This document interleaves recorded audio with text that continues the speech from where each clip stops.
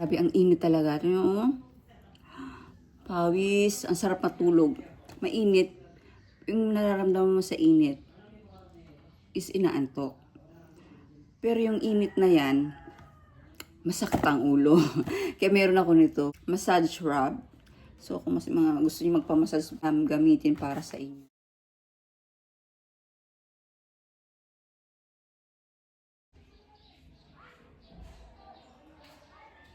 Hi guys! Welcome back to my channel. Kumusta? At ngayon ang aking isi-share. Patalastas muna tayo konti, no? Commercial muna. So, eto yon. Meron akong egg, boiled egg. Meron akong pansit. Para siyang ramen. Ramen?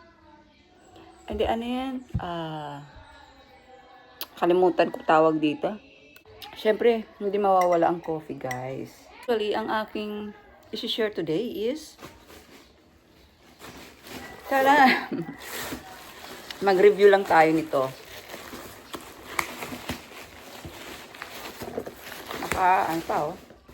Nakarap siya ng maayos para nilagay sa box, oh. Hindi siya ang laki ng box, ha, pero ang liit ng lagayan. So, ito na siya, guys. Ooh! Tcharan! Nakita nyo ba, guys? Milky cubes. Asan yung camera ko? Yun, milky cubes. So, nakita ko na naman siya sa Shopee. Siyempre, itatry ko na naman. Kaya gaya ko, no? Yan. Hindi kasi, guys, kapag kumakain ako halimbawa, marami. Hindi ko na kayang kumain ng marami, sa totoo lang. Tapos, pag kumain ako ng maraming, yung mga isda, tapos, tuyo, lawlaw, ang tawag na lawlaw? Bagong isda, or medyo, alam niyo na, umaano yung aking sikmura. Pero favorite ko yan, ha? Don't get me wrong. So, ayan, nakalagay ay, Candy Dew. So, ito na siya, guys. Ang ganda ng packaging, ha. So cute. So, ayan na siya. Oh.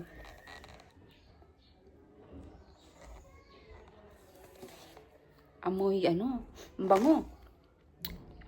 So, bakit Ayan ang laman niya, guys. Oh, this is Milky Cubes. Milky Cubes. I think hope yeah. Ayan, Milky Cubes. Candy Dew Sweet Goods. Ayan siya. Contains milk, wheat, and soy. Ayan. So, sa may mga allergy ng soy, hindi to pwede sa inyo. Sa akin lang pwede. Ang maganda lang dito, guys, pwede siyang dessert. Ayan. So, try ko na. Harap, ha? Milky nga siya. Milky. Para siyang pastillas. Hindi to aabutan sa akin ng 1 linggo, guys. Makukuha siya ganito sa akin.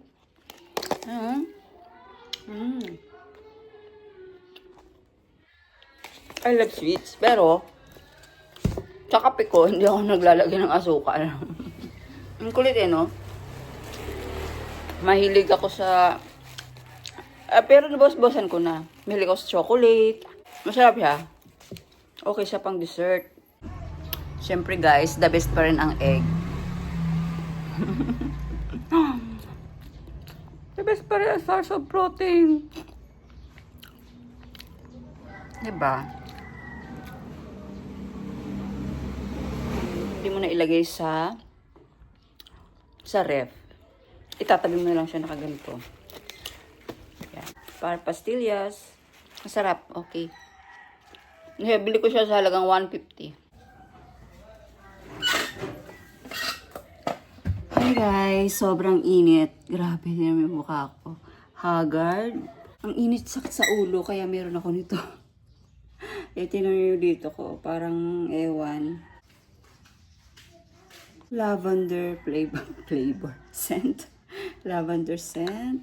in Philippines. Alam ko meron din to dyan sa Shopee. Ayan. So, share ko lang no, ito, di ba? Kakakain ko nito.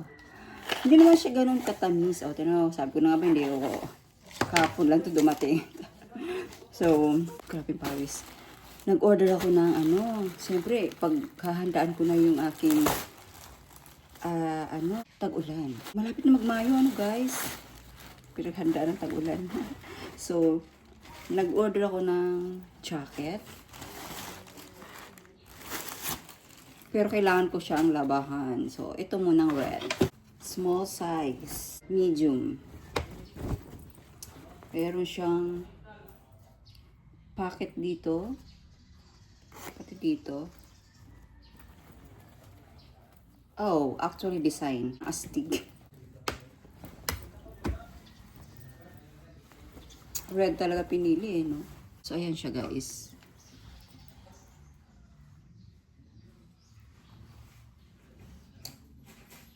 Wala pala siyang pocket. Pampatong lang siya. Diba?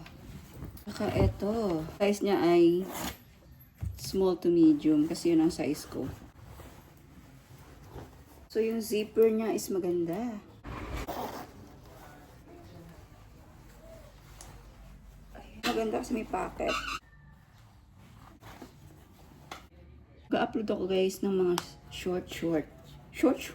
short lang na mga video sa mga fashion ko dito sa probinsya para hindi ako kamalang yung magpupunta sa Tacloban.